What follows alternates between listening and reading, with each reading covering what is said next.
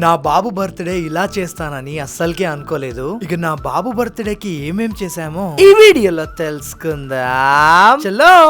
నన్ను ప్రేమించే వాళ్ళు, నన్ను సపోర్ట్ చేసే వాళ్ళు కామెంట్ బాక్స్ లో హ్యాపీ బర్త్డే అని అయితే కామెంట్ చేసేయండి. ఈ రోజు మార్నింగ్ లేచి అందరు రెడీ అయ్యి కార్ తీసుకొని బయలుదేరిపోయినాం. పెట్రోల్ పంప్ లో ఆగి డీజిల్ కొట్టించుకొని డైరెక్ట్ కరీంనగర్ కి అయితే రీచ్ అయిపోయినాం. మల్కాపూర్ లో ఉన్న ఏవి ఫామ్ హౌస్ కి అయితే రీచ్ అయిపోయినాం. వీళ్ళు రీసెంట్ గానే కన్స్ట్రక్షన్ చేశారు కాబట్టి చాలా అంటే చాలా బాగుంది, కొత్తగా ఉంది. ఇక్కడ మీరు ఎలాంటి ఫంక్షన్ అయినా చేసుకోవచ్చు.